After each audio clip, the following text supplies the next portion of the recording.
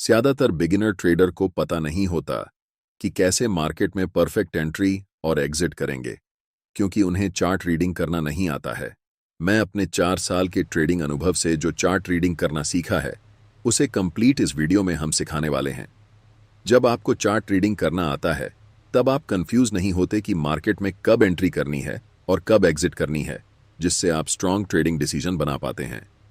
शुरू करते हैं वीडियो को और स्टेप बाय स्टेप गाइड सीखते हैं कि कैसे लाइव मार्केट में चार्ट को रीड करके ट्रेड में एंट्री और एग्जिट करते हैं।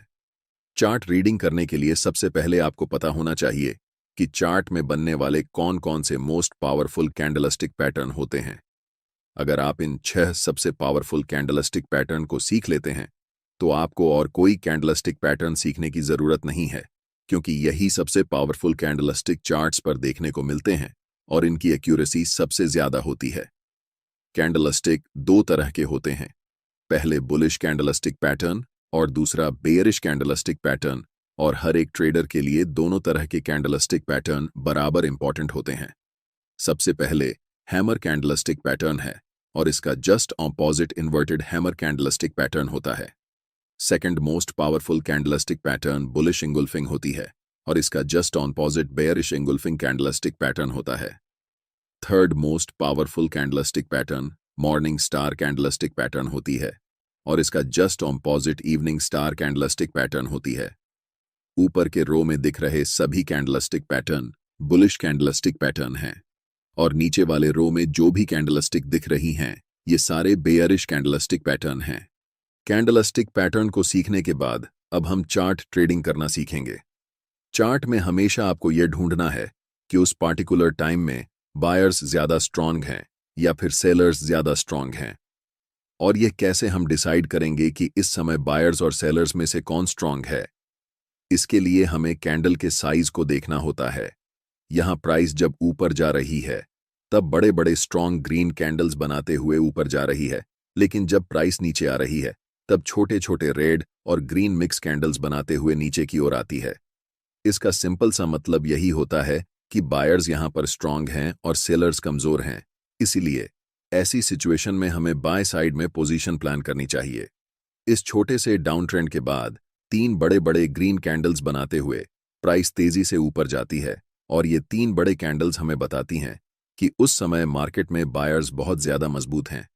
अंतिम कैंडल में एक लंबी अपर विक बनती है और वहां से प्राइस धीरे धीरे छोटे छोटे मिक्स कैंडल्स बनाते हुए कभी ग्रीन कभी रेड नीचे की तरफ आती है। यहां ध्यान देने वाली बात यह है कि जब प्राइस ऊपर जा रही थी, तब सिर्फ 3 कैंडल्स में प्राइस ऊपर चली गई, लेकिन जब प्राइस नीचे की तरफ आती है, तब धीरे धीरे स्मॉल कैंडल्स बनाते हुए नीचे आती है, जो हमें बताती है कि सेलर्स इस समय बहुत वीक हैं। ऐसी सिचुएशन में हम बाय पोजीशन के लिए प्लान करते हैं। ट्रेड में एंट्री के लिए हमें इंपॉर्टेंट रेजिस्टेंस लेवल को चार्ट्स पर ड्रॉ करना होगा। जैसे ही प्राइस बड़े ग्रीन कैंडल्स बनाते हुए रेजिस्टेंस लेवल के ऊपर क्लोज करती है, तब हम ट्रेड में एंट्री लेंगे, जिसमें हमारा स्टॉप लॉस ब्रेकआउट कैंडल के लो के नीचे होगा और टारगेट स्विंग हाई या फिर 1:3 रिस्क रिवॉर्ड रख सकते हैं। यहां हम एक डाउन ट्रेंड के उदाहरण पर चर्चा करेंगे। डाउन ट्रेंड में अक्सर जब प्राइस नीचे आती है, तब स्ट्रॉन्ग रेड कैंडल्स बनाते हुए नीचे आती है, लेकिन जब प्राइस रिकवर करती है, तो धीरे धीरे छोटे छोटे कैंडल्स या मिक्स कैंडल्स बनाते हुए ऊपर की तरफ जाती है। इस सेटअप का मतलब यह होता है कि इस समय बायर्स बहुत कमजोर होते हैं और सेलर्स ज्यादा मजबूत होते हैं। इसलिए हमें ऐसी सिचुएशन में सेल साइड पोजीशन प्लान करनी चाहिए।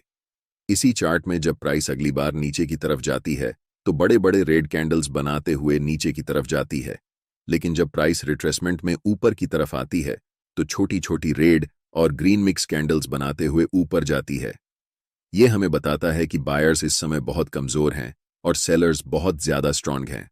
इसलिए हम सेल साइड में पोजीशन बनाएंगे। ट्रेड में एंट्री के लिए सबसे पहले हमें इंपॉर्टेंट सपोर्ट लेवल को ड्रॉ करना होगा। जब भी प्राइस इस सपोर्ट लेवल को ब्रेक करके नीचे की तरफ क्लोज होती है, तब हमें सेल साइड में एंट्री बनानी है। हमारा स्टॉप लॉस ब्रेकडाउन कैंडल के जस्ट अबव होगा और टारगेट स्विंग लो या फिर 1:3 रिस्क रिवॉर्ड रेशियो में होगा। तो हमने समझा कि जब प्राइस अप ट्रेंड या फिर डाउन ट्रेंड में रहती है, तब हमें कैसे चार्ट को रीड करना है। लेकिन इसके अलावा जब प्राइस साइडवेज रहती है, तब हमें क्या करना चाहिए, ये भी जान लेते हैं। साइडवेज मार्केट में हमारे लिए सबसे इंपॉर्टेंट होते हैं सपोर्ट एंड रेजिस्टेंस लेवल, क्योंकि यही ऐसे लेवल होते हैं जिन्हें प्राइस रिस्पेक्ट करती है। लेकिन ज्यादातर traders support and resistance level को गलत तरीके से इस्तेमाल करते हैं। यहां पर प्राइस रेंज बाउंड है, यानी प्राइस एक पार्टिकुलर रेजिस्टेंस लेवल पर जाती है और वहां से लौटकर एक पार्टिकुलर सपोर्ट लेवल पर आती है। इन दोनों रेजिस्टेंस और सपोर्ट लेवल के बीच में प्राइस समय बिता रही है। अब ऐसी सिचुएशन में ट्रेडर्स के मन में कंफ्यूजन होता है कि उन्हें ब्रेकआउट में ट्रेड लेना चाहिए या फिर रेजिस्टेंस से सपोर्ट तक और सपोर्ट से रेजिस्टेंस तक ट्रेड लेना चाहिए। जब भी प्राइस बिना टाइम स्पेंड किए डायरेक्ट किसी भी इंपॉर्टेंट लेवल, चाहे वह रेजिस्टेंस हो या सपोर्ट एरिया, को ब्रेक करती है, ज्यादातर समय वह ब्रेकआउट फेल या ब्रेकडाउन फेल होता है। छोटे टाइम फ्रेम में जब हम ऑप्शंस या इंट्राडे ट्रेडिंग करते हैं तो यह एक ट्रैप होता है।